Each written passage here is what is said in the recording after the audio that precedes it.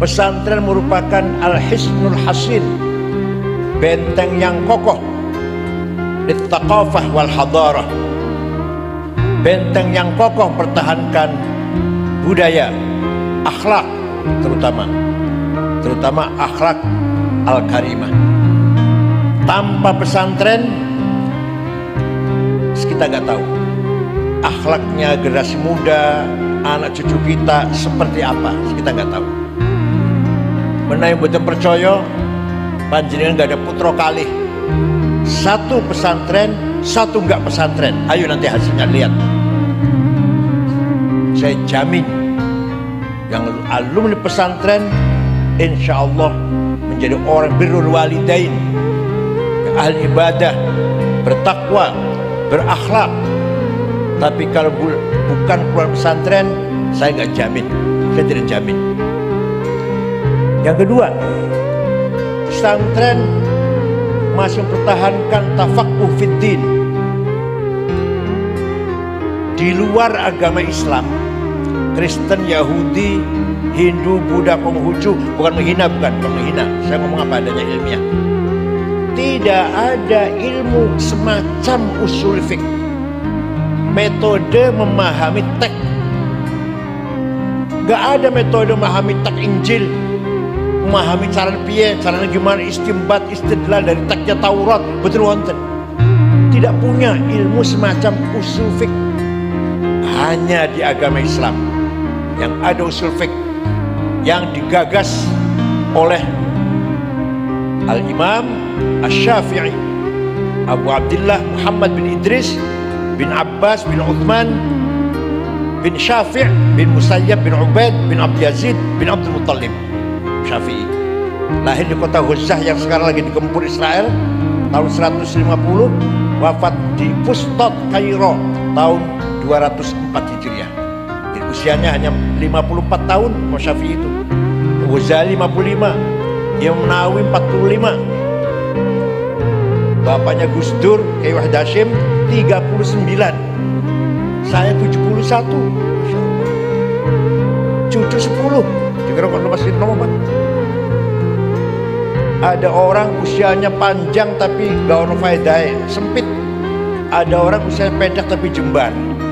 Yang usianya panjang sempit itu lumayan, kalau pilkada suara satu lah lumayan. Imam Syafi'i menggagas ilmu usul fiqh dimulai dari membuat surat menjawab pertanyaannya Gubernur Abdurrahman Al-Mahdi yang bertanya bagaimana caranya memahami syarat Islam dengan benar. Imam Syafi'i menulis surat, adapun yang nulis namanya Rabi' bin Sulaiman Al-Muradi, beliau dikte caranya memahami syariat Islam. Harus paham Al-Quran. Ayat Quran ada muhkamah, ada mutasyabihah, ada mutlaqah, ada muqayyadah, ada ammah, ada khassah, ada haqiqi, ada majazi, ada nasikhah, ada mansukhah. Di luar agama Islam gak ada itu. Di Islam pun hanya di pesantren yang masih mengkaji usul fiqh, dari Lataiful Isyarat sampai Jam'ul Jawami. Saya ngaji sama Al-Mafurlah Mbah Kiai Mahrus, Ghayatul Usul, wangel banget itu. Dan suruh baca sendiri, Kiai Mahrus hanya mendengarkan. Pada subuh itu karangan Imam Abu Zakaria Al-Ansari, usul fiqh. Disingkat saja ini biar panjenengan bangga jadi orang santri.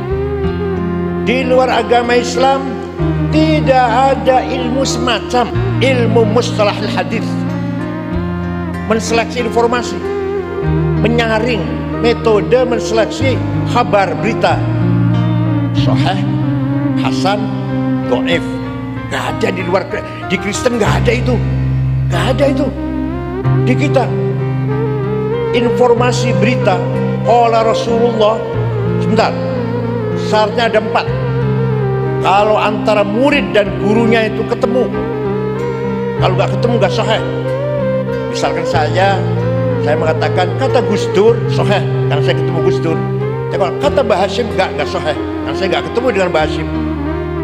Yang kedua, gurunya dhobit, cerdas, nggak pernah lupa, hafalannya kuat. Yang ketiga, thiqah, bisa dipercaya, nggak pernah nyolong sendal di masjid. Kalau di kitabnya contohnya nggak pernah nyolong satu butir bawang merah, itu di kitabnya. Kalau saya contohkan nggak pernah nyolong sendal di masjid. Dan adil, kalau memenuhi 4 syarat baru hadis sahih.